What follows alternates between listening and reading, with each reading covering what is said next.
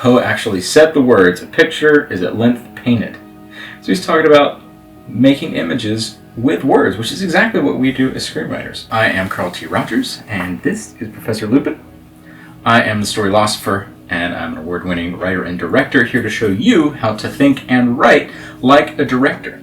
And in this video, I'll give you the timeless storytelling wisdom from Edgar Allan Poe that you can apply to your screenwriting process. According to Edgar Allan Poe, you should be able to absorb a story in one uninterrupted sitting. Poe talks about this concept of a unified story experience. This is something that you have already done in your life and you already think about, but probably not in these terms as a storyteller. And he says, "It appears evident then that there is a distinct limit as regards length to all works of literary art, the limit of a single sitting. If 2 sittings be required, everything like totality is at once destroyed." That's why, for example, our TV shows are the length that they are versus our movies are the length that there are, and you don't normally go to the theaters to see a 4 or 5 hour movie, right? Because no one will want to sit there that long, and then you have to break the experience up, and then it's not a very enjoyable experience because you kind of lost context.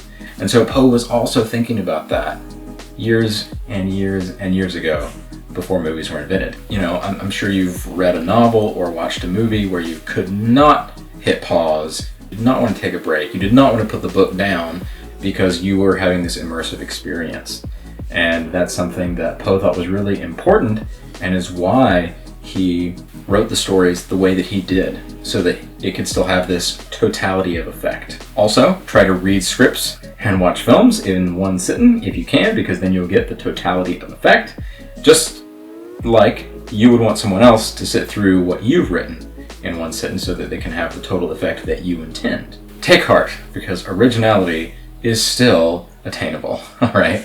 You probably heard the phrase, "There's nothing new under the sun," and that's definitely true. But at the same time, you can always come up with new ways to express those truths that are kind of eternal or unchanging, the things that are not new under the sun. And so Poe encourages us, even nowadays, to aim for originality. He says, "Keep originality always in view, for he is false to himself who ventures to dispense with so obvious and so easily attainable a source of interest." So he's like, if you're not trying to be original, you're kind of being dumb, because it's easy to be original. Which, you know, on the one hand, is like, that's easy for you to say, Edgar Allan Poe. You're Edgar Allan Poe.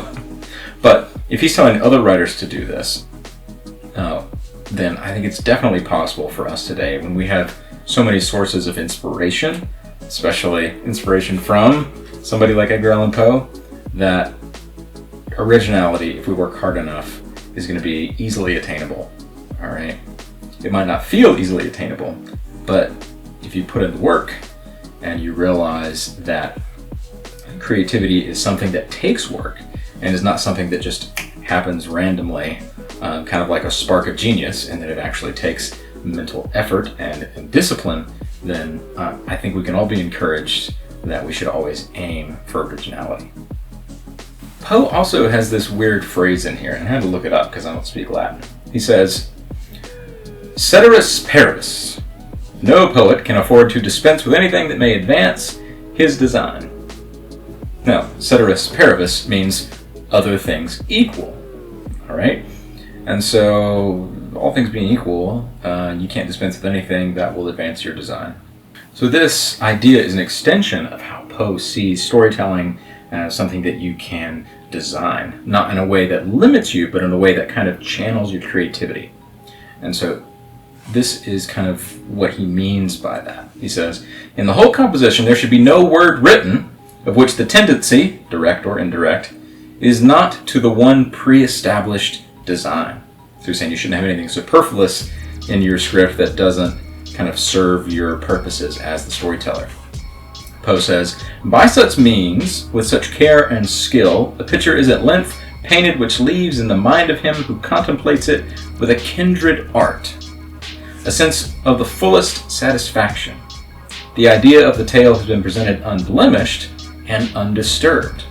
So he's saying if you put everything in there that you're supposed to, meaning each word that you use in your script should enhance the effect of your story and not distract or detract from it. So Poe, to me, is almost talking about like the effect that the reader should experience after you've done real good rewrite and good polish, and you've kind of gone through with fine-tooth comb and made sure that there's not an extra word anywhere. There's nothing superfluous, and everything in your script serves the intention of your script, and that it all harmonizes together, and so that it makes you look like you know what you were doing all along. So even though he wasn't a screenwriter, Poe actually said the words, "A picture is at length painted." So he's talking about making images with words, which is exactly what we do as screenwriters. And if you want to know how you can do that so that you can get your screenwriting career off the ground, then take a look at my free mini course called How to Launch Your Screenwriting Career.